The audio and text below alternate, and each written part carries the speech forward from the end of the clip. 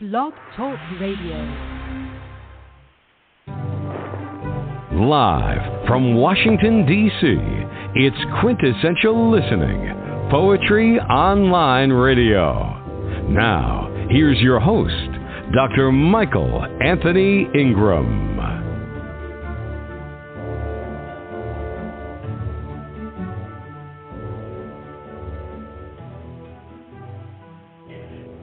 Hello, everyone, and welcome to the program. My name is Michael Anthony Ingram. Tonight, my very special guest is Francis DiClemente. His newest book is Outward Arrangements, Poems, 2021. Hello, Francis. Hello, Michael. How are you? I'm quite well, and yourself? Doing fine, thank you. Thanks for the opportunity. Oh, you're more than welcome. I'm glad you're here. You've written 5 other collections of poetry. Yes. That's all right. What inspired you to write this newest collection? Well, this newest collection, a lot of it were inspired by moments that I found or encountered while walking to and from work. I usually walk to work about 30 minutes each way. And so it's just a sense of kind of like paying attention to the outside world beyond myself. And so a lot of them they started as one section of the book is Instagram posts. So I took pictures of stuff that would just be very interesting to me, like a baby stroller that was just sitting on the sidewalk, and then I would write these little short poems. And then, I decided to include both the pictures and the text in the section of the book. So others were more meditative, more philosophical, and that's in a different section. So it's kind of a little bit of everything, but with the idea of looking outward and encountering the world. Okay, very nice. Well, let's begin this journey. Please share some of your work. Okay, I'll start with a first batch of some narrative poems. This is called Crossing Paths. An old man passes me on the street, shuffling gait, face twisted into a scowl, winter hat askew on his hat, and a cigarette dangling from his mouth. He goes one way and I another, 2 bodies sharing the same oxygen space, with the smell of tobacco lingering in the air. He moves on toward his destination, unaware that I will use him as the subject of this story, a poem with no real ending, since I don't know where the old man went, or if he made it safely there. That's the first one. Second one is called Morning Flight Path. 3 gray-white pigeons flap their wings as they dart into a canopy of trees outside a nursing home. Their action reminds the residents inside that flight is attainable despite fragile bones and defective hearts. Yes, the senior citizens can fly, at least vicariously, as long as they peer out their grimy windows and suspend time while watching the pigeons scudding across the cerulean sky. So this third one also involves birds, and it's a very short one. A line of black birds perched on a faded red billboard overlooking Interstate 81 in downtown Syracuse. Feathered sentries making aerial observations of life thrumming below. And the next 2 are 2 narrative poems that are totally fictitious, and sometimes I just get ideas and run with them, and they take the form of fiction, but with a story behind it. So this one's called Descent, and it takes place on a plane.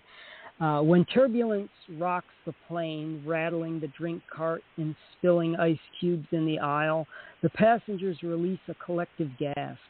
And as the aluminum tube plummets in the layers of cumulus clouds, a little blonde girl seated on her mother's lap squeals, "Oh, oh, oh." The woman tries to calm her child, replying, "Oh is right. Ain't this fun?" Warm sunlight streams through the circular windows, bathing my face as I snap my eyelids shut. Behind the twin folds of skin like tan parchment, my mind rewinds through select memories, the dots on my timeline shuttling me to this point of peril, in this seat, on this plane. I steady my breathing and begin reciting a string of Hail Marys, my lips moving as I appeal to Our Lady of Perpetual Help to intervene on our behalf, to help us get on the ground. In moments like these, I fear the worst, an end to my life before I'm ready, before I've done what I'm supposed to do, whatever that is. But I also know we are never ready. We humans want more time alive, more days roaming this planet. And so I keep praying, asking God to park us safely in Syracuse. And if it's not to be, if the plane smashes on impact, then I ask him to transport me to my new home somewhere beyond these cumulus clouds. The engines groan, the landing gear drops, the aircraft descends, and the rolling tree-lined landscape of central New York sharpens into focus. And today, God spares us relocation to our future residence as we touch down on the tarmac, eliciting applause from the little girl behind me who screams, thank you, Mr. Airplane." And the last one in this section is called The Last Leaf. The last maple leaf did not want to leave the tree, even though his mother told him it was time to go, time to break free from the limb and fall to the ground. The little leaf said, why? Why must I leave when I can still cling to this tree? Because, his mother replied, it's part of life, the cycle of nature. We drop to the ground during fall and return in the spring. So come on, let go. I will not, the little leaf said. But a stiff wind stirred, and the leaf lost his grip and twirled to the earth, falling into his mother's grasp. See, that's not so bad, is it? His mother said. No, Mom, the little leaf said.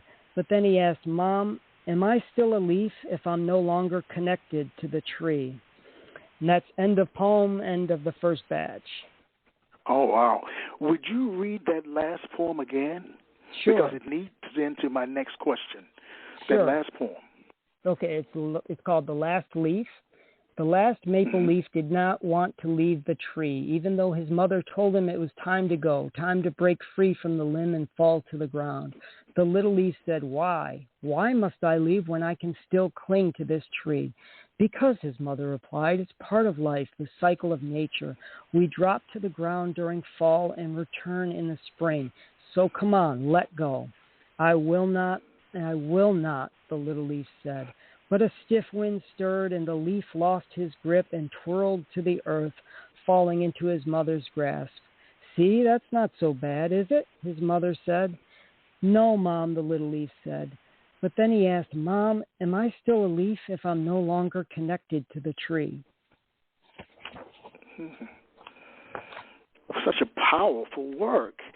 My question is, for you growing up, what was an early experience where you learned that poetic language had power?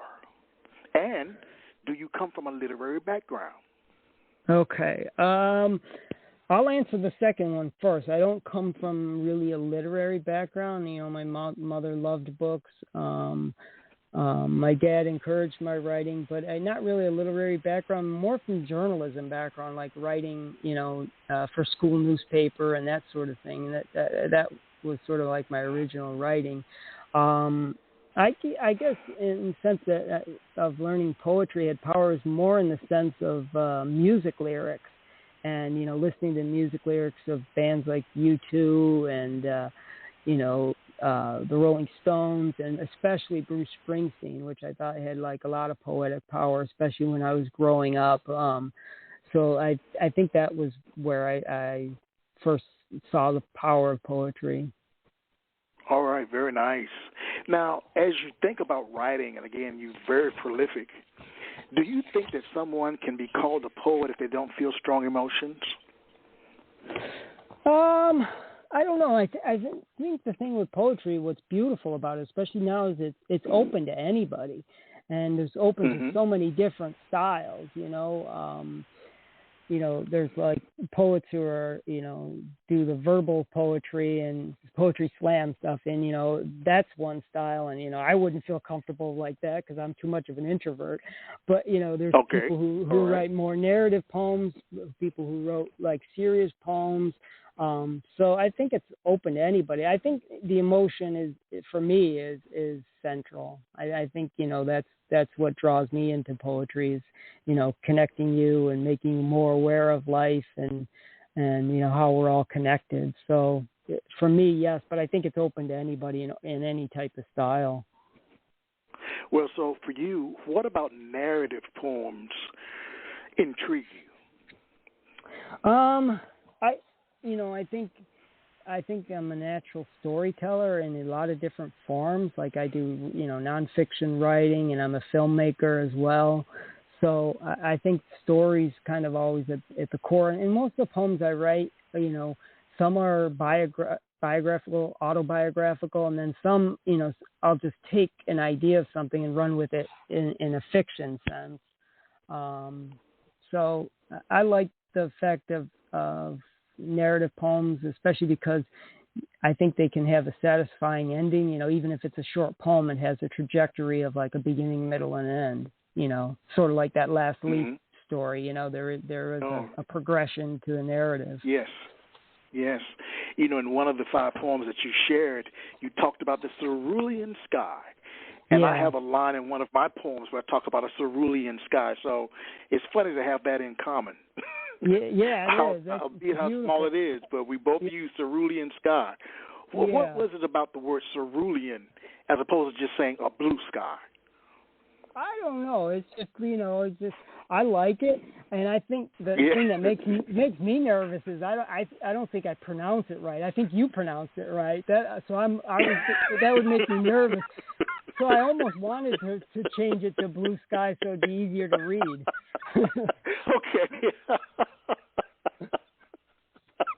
It's funny. Please share another set of poems. Okay. So this first one is definitely a narrative poem. It's called In Need of Houdini.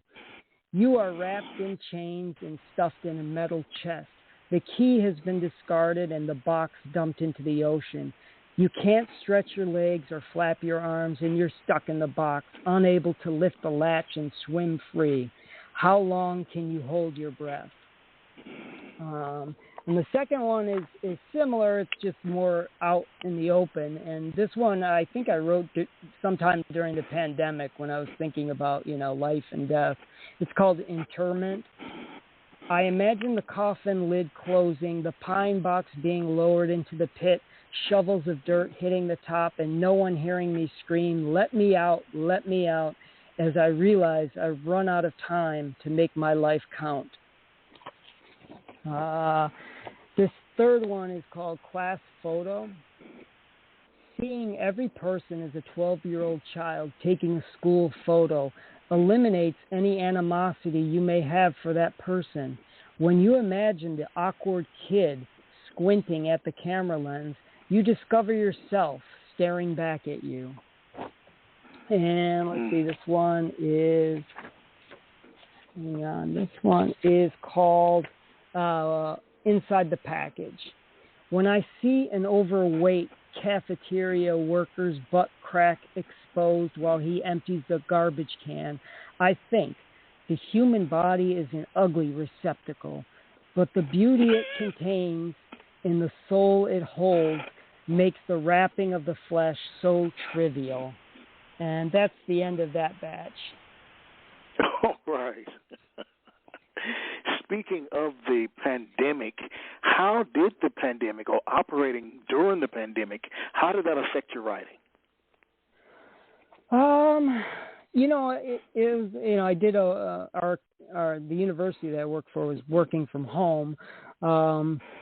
So it was just, I would go out for like walks, by myself. And so, I think it was challenging for everybody. But, in the course of my walking, I just tried to pay attention to things around me even more so. And just realizing how fragile life is. And, sometimes just going to the park to hear the sound of the trees whooshing, would calm me down. So I guess that's it, but, trying to make it through like everybody else. Trying to make it through, and you're right. Yeah. It's been difficult. Difficult. Did you write more during the pandemic or less? I think I probably wrote more, or it seemed like I was writing. Like a lot of times, the ideas for poems just come to me, and it's like I can't resist it. And it's a lot of times it just starts with a single line, and then I just take off to try and write it, longhand out, and just get that first draft down. Yeah. Well, let's take a brief break, and we'll be right back. Okay.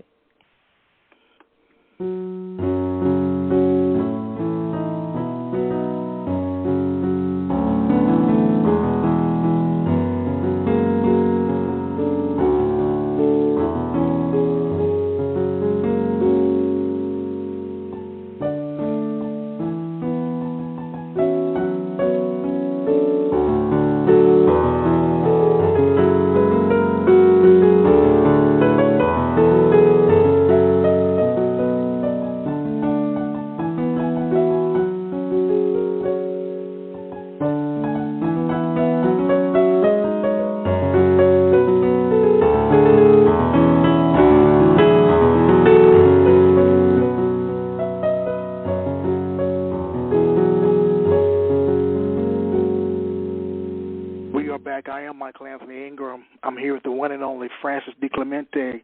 Francis, does writing energize or exhaust you? Yeah, a little bit of both, I think. Tell me more. Okay, well, I mean, I work full time, so I get up early in the morning, like 5:30, and write. Try to get in at least an hour before work for it to get ready from work. So, I get energized by that, and just I like that sense of accomplishment of even if I do a half hour or an hour, and it's not always poetry. Sometimes I'm working on other stuff, but at least to like put a little bit of effort each day. I guess I find it exhausting when you're struggling, when you're struggling to find the words or to find the structure of whether a poem or story or whatever you're working on. That's when it can be a little bit frustrating. If we call that writer's block in a sense, and that might be too big of a term, how do you work your way through it? I think you work your way through it by writing some really sucky writing to start, some really bad writing, and having something to like revise. I think that, at least in my experience, at least getting something down, and then you can go from there. Now, how many poems are in your latest collection? I'm not sure. It's roughly about probably about 85 to 90, somewhere in that range. Wow. So you were writing or write all the time? Yeah. As you prepared? Yeah, wow. Pretty much. Please share some more of your work. Okay, so this one is called Squirrel No More. While walking along Walnut Avenue near my apartment complex, I see a dead squirrel splayed in a shaded area close to the curb. Front paws erect, a rivulet of brownish-red fluid leaking from its head. A fresh kill, a pelt of brown-black fur pressed against the asphalt like some animated character in a Bugs Bunny cartoon. I wonder whether I should call the New York State Department of Environmental Conservation. Does the decaying organic matter pose a health risk?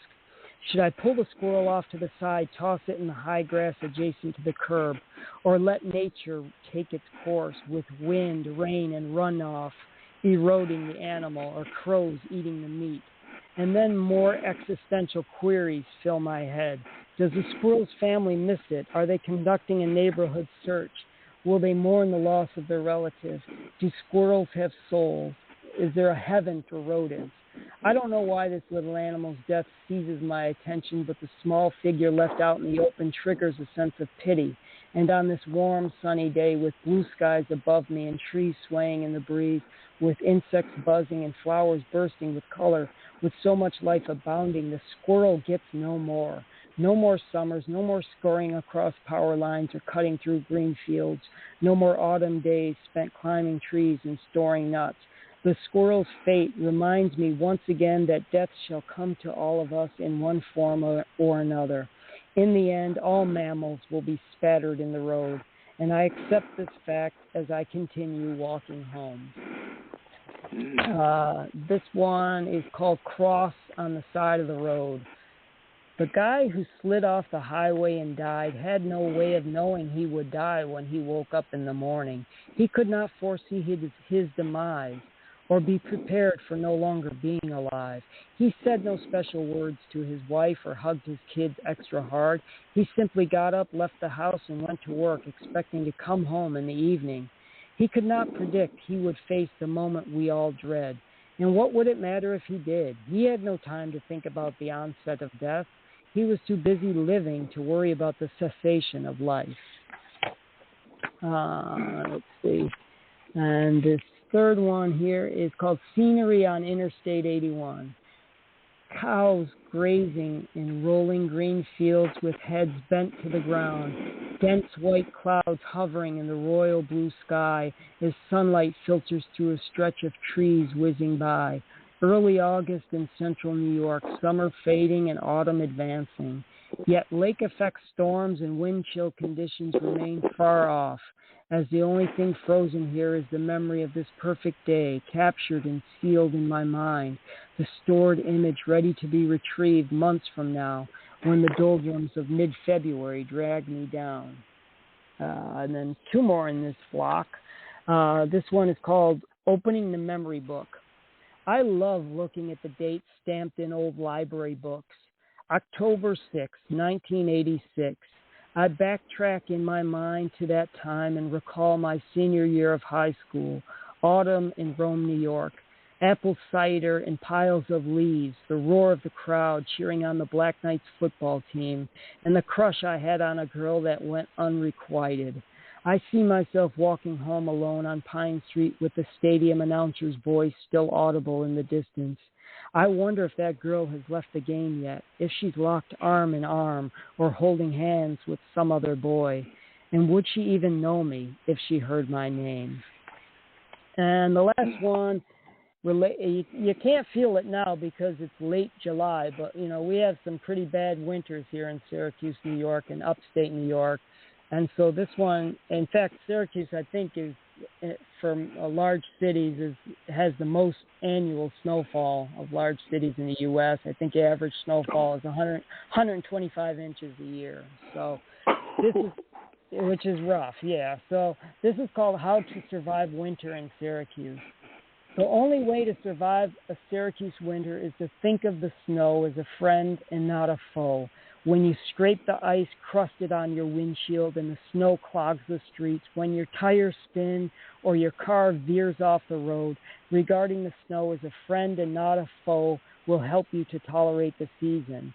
Even when the snow lashes your face as it blows sideways or frozen clumps melt inside your boots, making your feet cold and damp, you must remember to view the snow as a friend and not a foe. And what a friend that keeps on giving and giving and giving 6 months out of the year, to which I say, thank you, my dear friend, but I don't need your generosity. And that's the end of that section. Now, do you hail from Syracuse? Were you born there? Just up the road, about an hour east of Syracuse in Rome, New York. Okay. So in terms of being from Rome, all roads lead to Rome. Yeah. How has that shaped your writing? What have you learned about yourself from being from that part of the country? Yeah, I think, it was a small town, maybe 30,000 people. Athletics were big. Small town pride was big. But, economic difficulties, and so it kind of had a blue-collar feel to it, and I think it just kind of taught me to have mettle and, to face adversity, and it's just a beautiful place, even though it's harsh environment with the snow, but you have 4 seasons, and so that kind of, you see fall and you see summer and you see the world change and turn, and so it all kind of affected me. Well, here's the million-dollar question. Do you think you were meant to be a poet? Yeah, I kind of do. And Tell me more. Well, first I'm going to say, I think I was meant to be a poet, but even if you're a poet doesn't mean you're like, a good poet. So let me just say, Okay.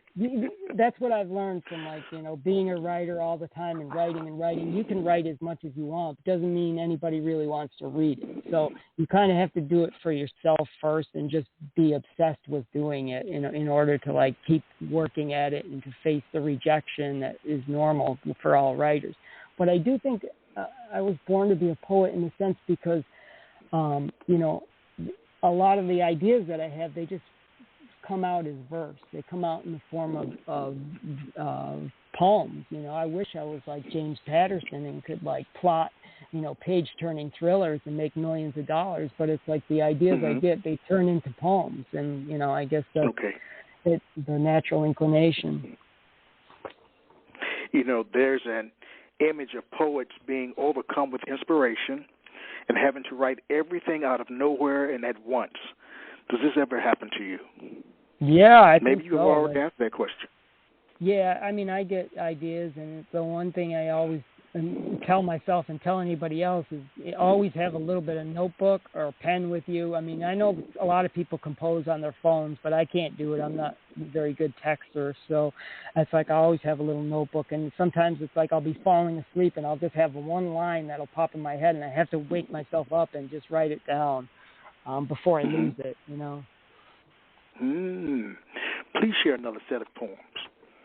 Okay, so these will be relevant to you because they're all about poetry. So this one's No Resistance. Poetry invades the space in my head and I can't repel it. The lines of verse keep coming, flowing incessantly. The second batch is called My Excuse. Who cares what I write? Seriously, who needs my poetry? Just what is it I hope to accomplish with these jottings, these inane words that produce nothing but silence and rejection? In my defense, I confess I am unable to resist the urge to record them. These things bubble inside me, banging away at my brain until I relent and allow them to spill out on the page. You see, for me, poetry is not a choice. It's an infection without an antidote, a mandate I am forced to obey. And this one is called simply, I Hate Poetry. I hate poetry, I really do. I hate how it gets into my brain and won't let go. I wish I could overcome my fear and try writing literary fiction or plotting a page-turning thriller, but poetry just laughs at me and transforms all of my creative ambitions into lines of free verse. Yes, I hate poetry, but it sure sticks to me. I guess I should accept the best I can ever be as a mediocre poet, one who hates writing poetry. And that's the end of that block. Well, it's funny. Some poets claim that a poem is like a living creature. Once it's out there, there's not much you can do to correct or improve it, while others edit meticulously, not leaving much from the original draft form. What is your take on it? Speaking that we're talking about a section around poetry, what's your take on that? I think that, there is some that comes straight as inspiration, but then I think you have to take the next stage and kind of see what you have and see how you can shape it and meld it and revise it. It's nice when the inspiration happens. Sometimes you just need like a little bit of a starting point, a little opening, whether that be an image or a line or something like that, and then you're kind of off to the races. All right. Please share another set of your work. Okay. So these I'll do. These are more like which developed in this collection, parenting poems, because I became a parent to a toddler who's like 5 years old now. So these are like a set of those poems. This is called Entrance. As blood, urine, and feces stain the hospital sheets, a nurse tells a mother to be, honey, don't be embarrassed. What happens in the delivery room stays in the delivery room. The mother-to-be moans and sheds tears as the epidural wears off and the labor reaches its climax with a medieval torture method known as tug-of-war. Sheets wrapped around ankles, legs hoisted in the air and pulled apart as the mother-to-be screams and squeezes her muscles and makes the final push until a tiny male human, slimy and alien-looking, pops out of the womb with a full head of downy brown hair and soft, pliable ears like a teddy bear.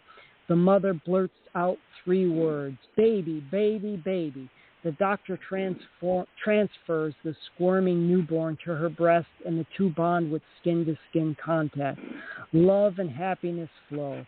The task is completed, the effort done. The child has safely entered the world. But the real hard work has just begun. And this is called The Great Equalizer. The democratic nature of parenthood. It doesn't matter who you are, man, woman, or trans, gay or straight, black, white, or any other shade, tall or short, skinny or fat, rich or poor. When your toddler is wailing in a grocery store or shopping mall, when the feet are stomping, the arms swinging, the cheeks reddened, and the tears rolling, all you want to do is pick up the child and make the crying stop.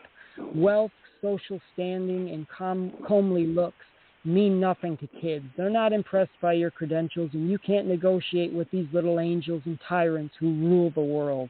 2 cliches apply here.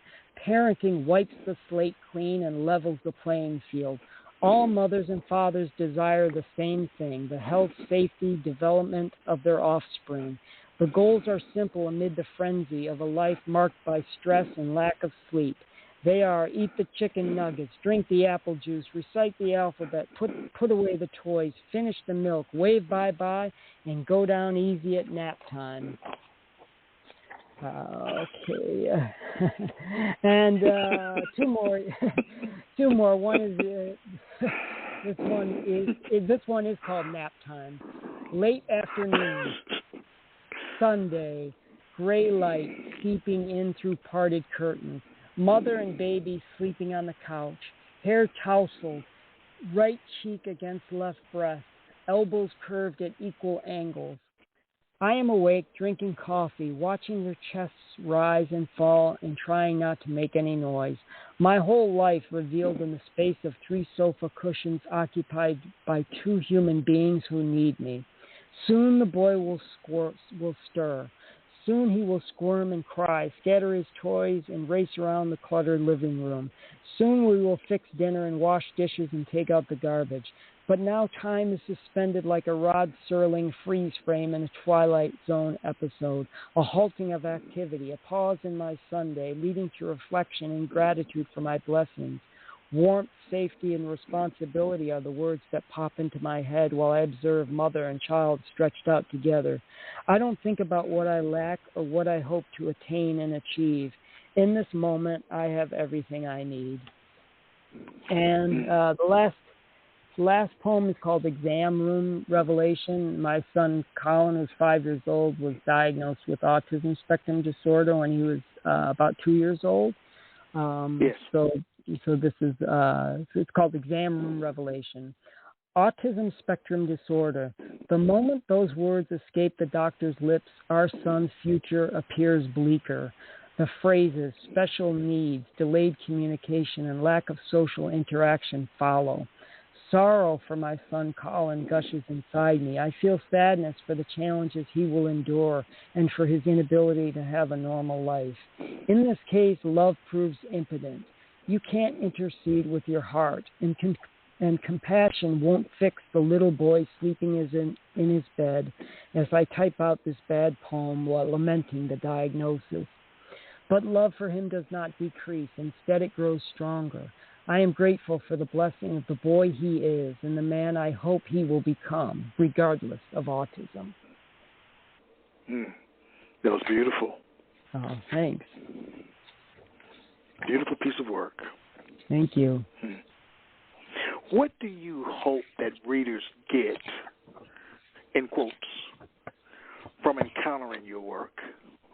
I hope people will get a sense of universality, like how we're all connected and how we all face the same things, and struggles with life and struggles with the work, and paying bills and family life, and this big part of me, because I'm in almost my mid-50s, and sort of this sense of mortality and knowing that death is coming around the corner, and just especially during the pandemic, just realizing the fragility of life and how it could end any day, and really you're not given tomorrow, you only have today. And so sort of like paying attention more to life and appreciating life more. I guess that's what I hope people would see. Well, on that note, let's take a brief break and we'll be right back. Okay.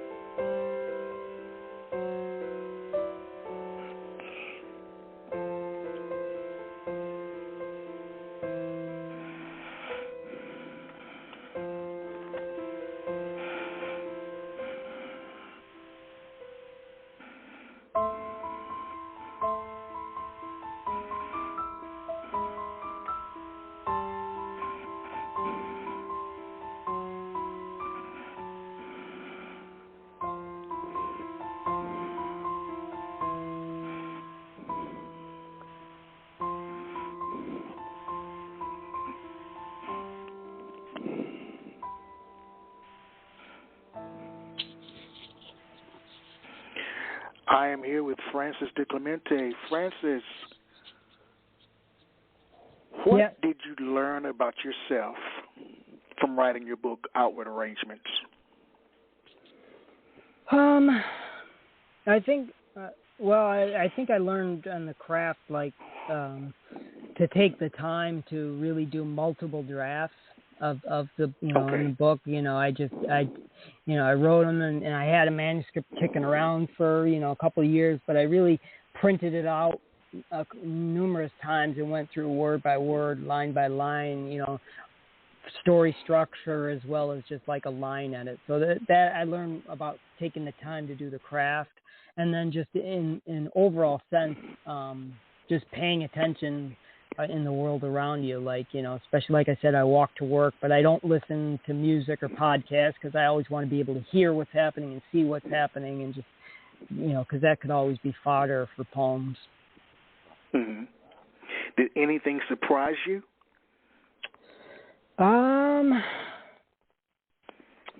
No, not really, that I can think of. I don't think. Okay. All right. Well, please share some more of your work. Okay, so this section, there's short poems, and these were the ones that were inspired by Instagram pictures. So if people wanted to see them, they could just go to my Instagram account. It's Frances DiClemente, just like my name, and so that you'll see the pictures with the text.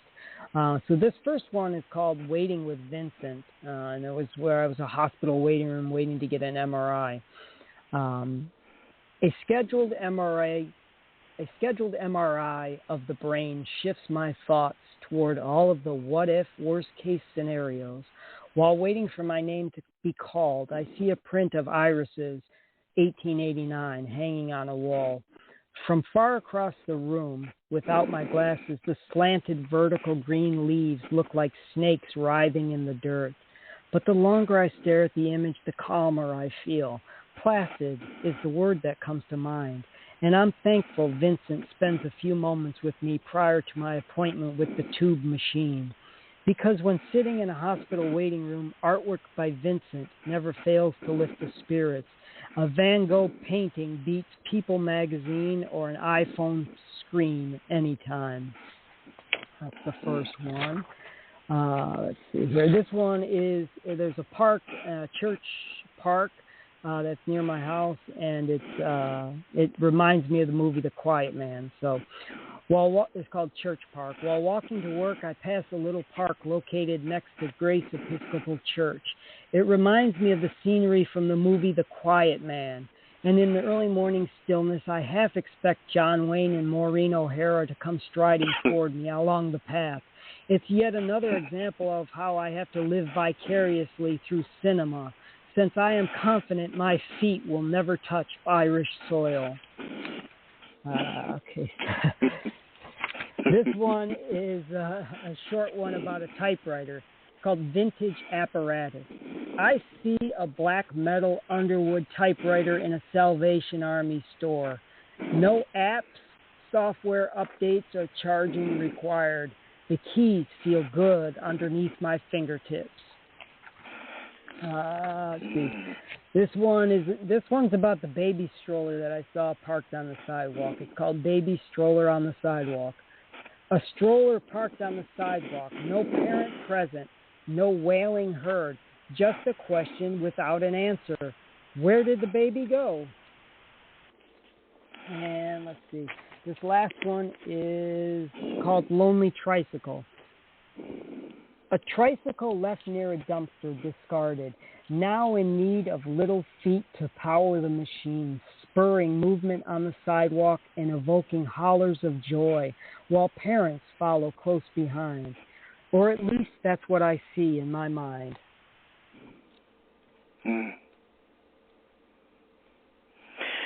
Tell us and that's the about end. the That's process. the end, yep. Sorry. All right. Well, tell us about the process for coming up with the cover of the book. There was a designer that I hired. It's from the website Fiverr.com. They have lots of independent contractors. Yes, I know Fiverr very well. I know it very well. So I hired her, and she did one iteration, and I didn't really like it. I was looking for something a little abstract, and so I kind of like it because it's got a little bit of mix of colors and stuff, and that's kind of where that hangs.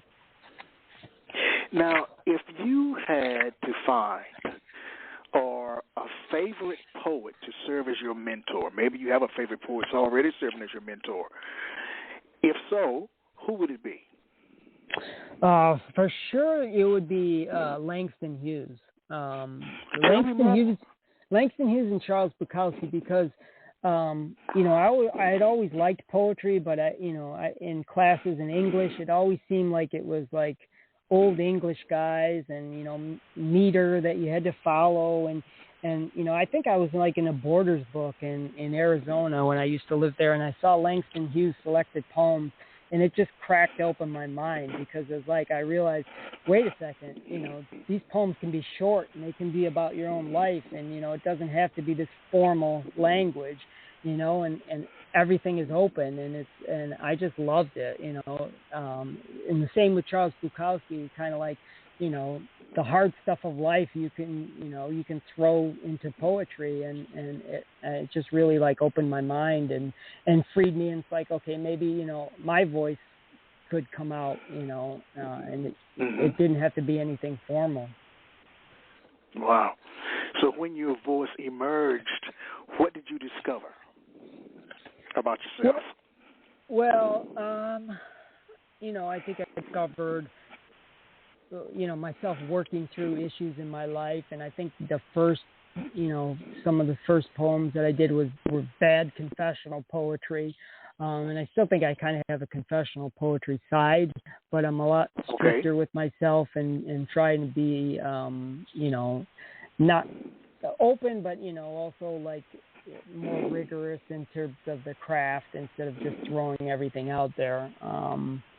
But I learned, how you can work through things through poetry. But you can have the confessional side to it, but you always have to have the reader involved, and to make sure that the reader comes first, and that there's something in it for he or she or them, and it's not just you throwing stuff at the wall, trying to work out your emotions on the page. That it's got to have a narrative thread, or it's got to have some emotional connection that's universal, that anybody can connect with. So you really think about your readers when you're writing? Yeah, absolutely. I think you have to. And, maybe not in the first, as the idea emerges, but as you're revising, that's why I think it's good sometimes when you're in the process of working on something, whether it's a poem or just a book, a collection, is to put it away for a while. And then when you come back to it, to think of it as you're reading it for the first time, as if you're the reader and you didn't write it,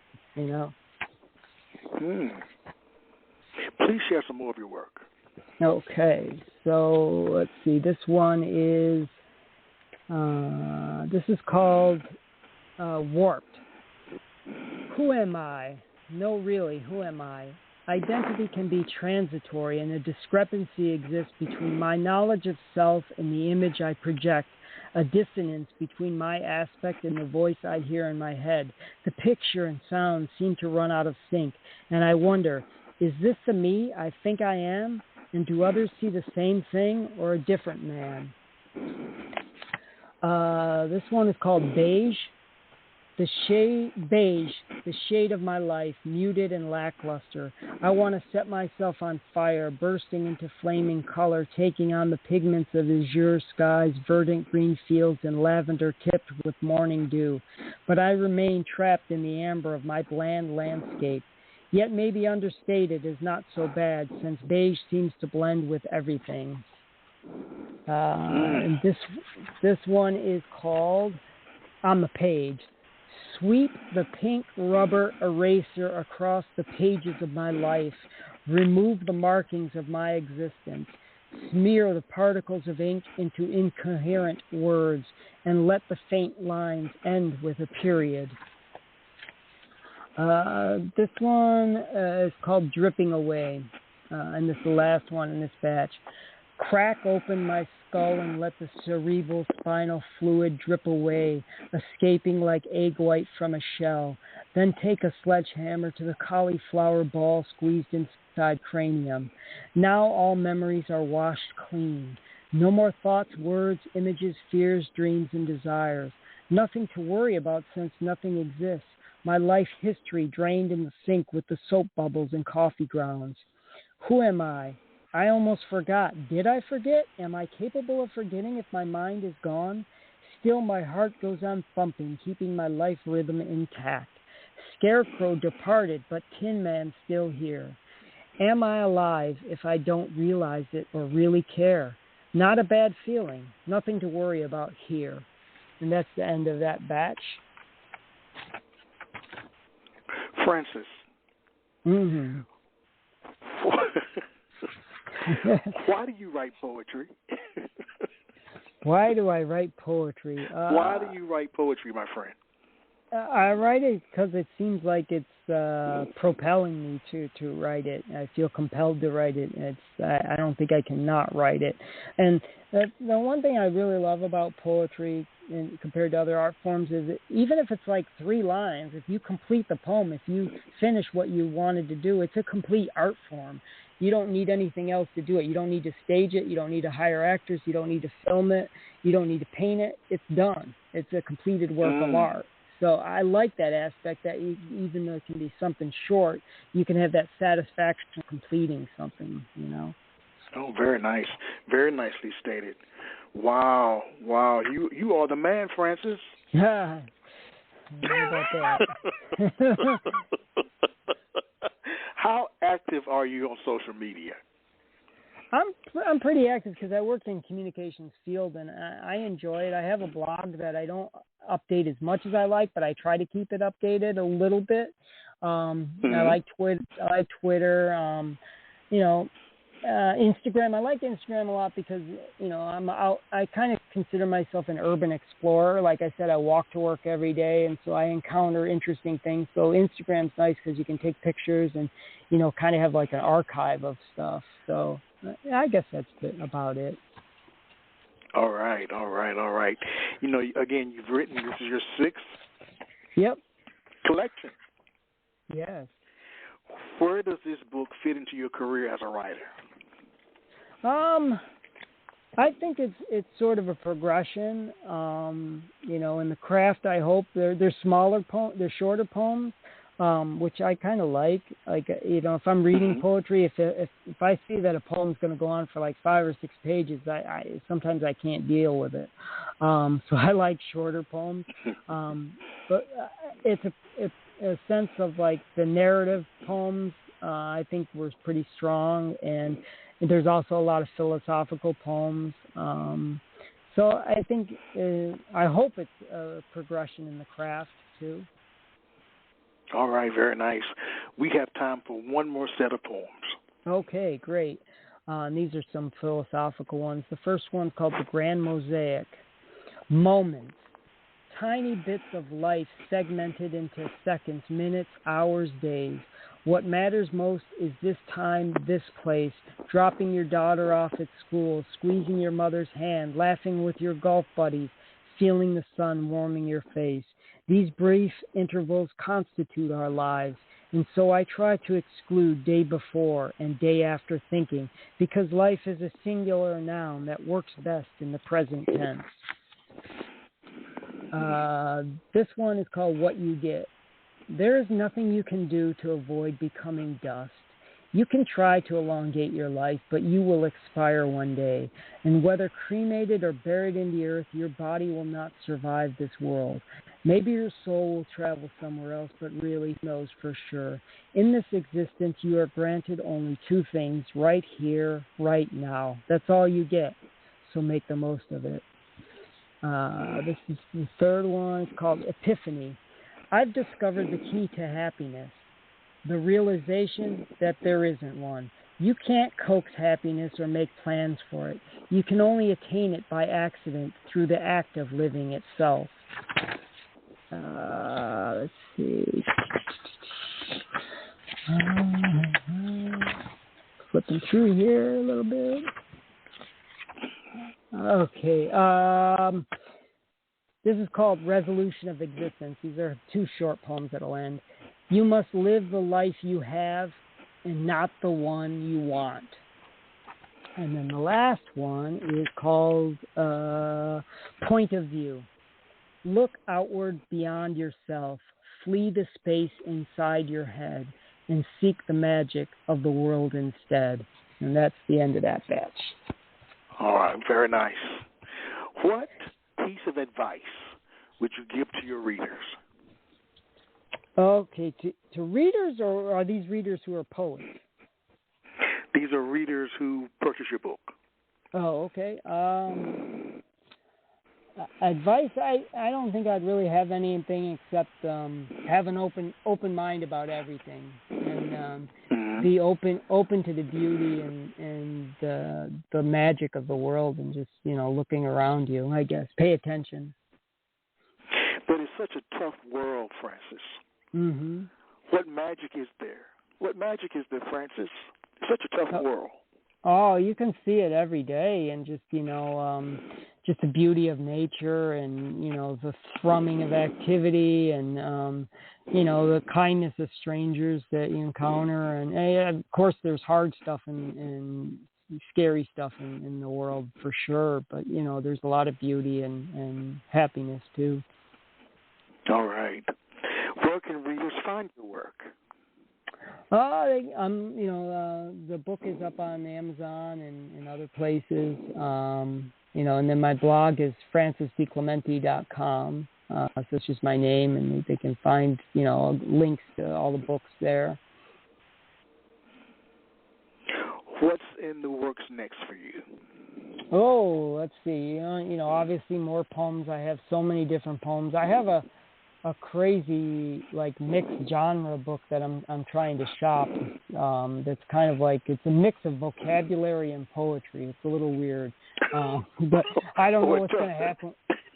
I don't know what's going to happen with that. So that. And then tell me, before you've got to tell me, Francis. Tell me about this book? Okay, so vocabulary and poetry. Yeah, so it could be considered voetry or vocabulary. But basically, it's you go through the alphabet and there's word pairings. It's in big block letters, word pairings on a page. So a few of my favorites are diffident, different, and so you see the words in big blocks. Lonely, lovely, bassoon, buffoon. And that's the way they are. And I did these sets of words, and these crazy things just came to me. And so there's 6 different word pairings for each letter of the alphabet. So I'll have to send it to you. You can take a look and see how weird it is. Oh, I like that very much. Yeah. Well, I'd like to thank you, as always, for coming on and sharing your work. You're an incredible poet. So philosophical and and lighthearted. Yeah. Even with the hard things, lighthearted. Yeah. I really appreciate that, Francis. You are a good man, and I wish you nothing but the best. Yeah, same to you, Michael, and thank you so much for having me. I enjoyed it. All right. Well, to our listening audience, thank you, too, for joining in, and we'll be back next week. So as I share every week, let poetry ring.